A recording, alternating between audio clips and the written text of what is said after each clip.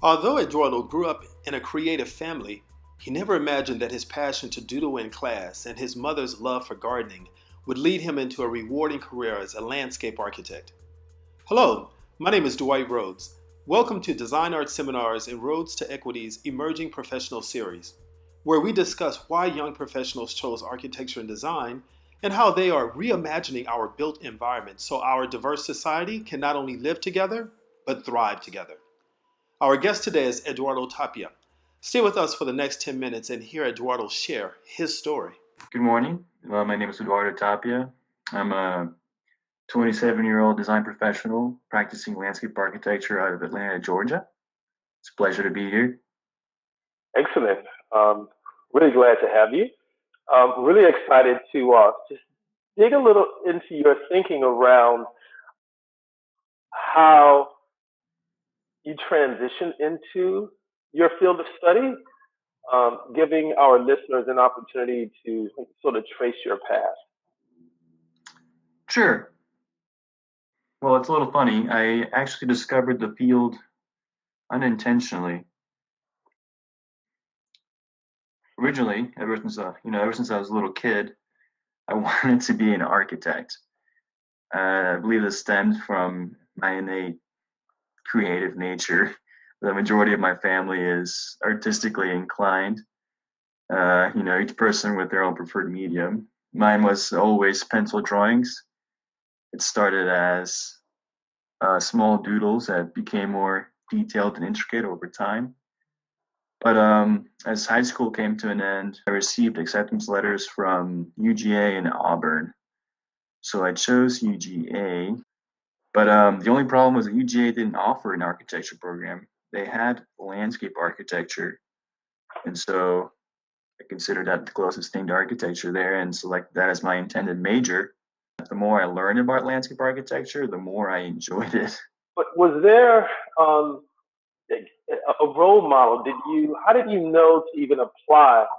I just happened upon it. It really did it was a matter of applying to schools that I knew were reputable, that would offer me a great education, and taking anything related to design is just what drove me really. What was it about it, or what is it about it that excites you about landscape architecture? My family has always loved gardening. Some of my earliest memories are of my grandmother tending to her roses and her fruit trees in Mexico, of my mother's floral designs and her little garden under the stairs. I don't know if you guys have heard of the biophilia hypothesis, um, the idea that humans are innately drawn to nature and just naturally desire connections to other living things. But I think my family and I might just be a little more closely attuned to that idea than others. That's super exciting. I'm also interested in what exactly is it that you do in landscape architecture? Well, on top of that, the affinity for just the natural landscape, I think because the field still allows me to design human spaces to create functional, aesthetically pleasing designs that allow people to escape the chaos of their lives, to interact with nature and all its inhabitants. I think that is a huge draw. I'm wondering, Eduardo, do you see landscape architecture, landscape architecture as a way to have an impact on social justice and issues around equity? The field itself encourages the repurposing of existing obsolete infrastructure.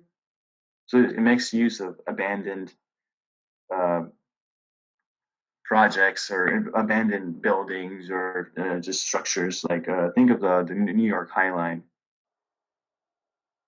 It's an abandoned New York railroad track that has now become an elevated urban greenway. Landscape architecture has made a huge push for the incorporation of new technologies, especially for renewable energies.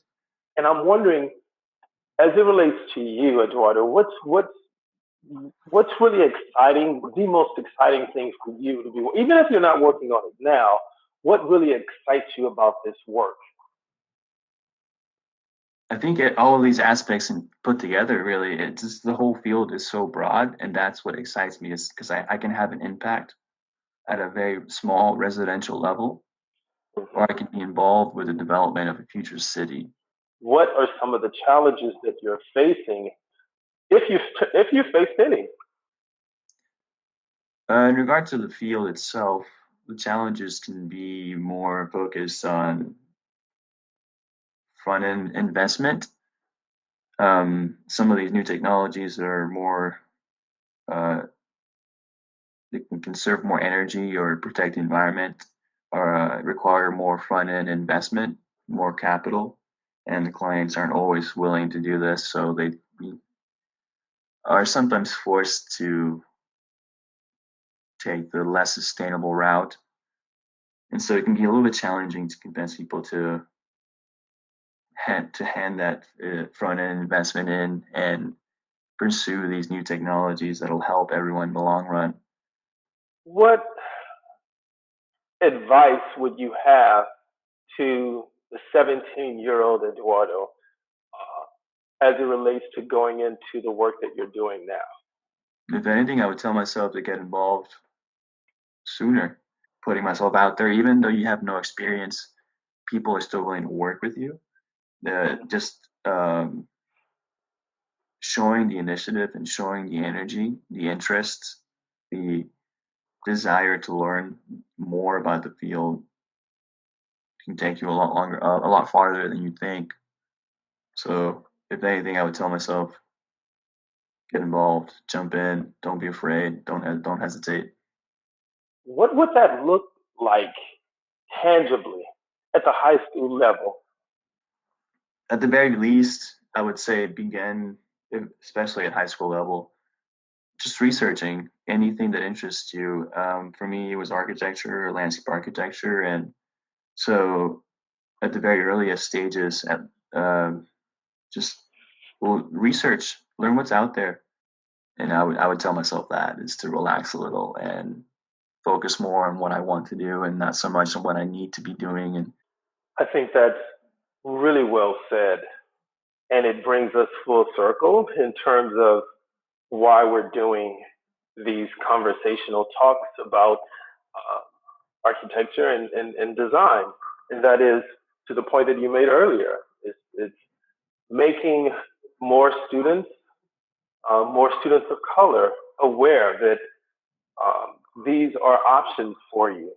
And so I think that's a great place for us to end this conversation, and that is highlighting that one, you can start thinking about architecture and design at a really early age, and there are options out there for you.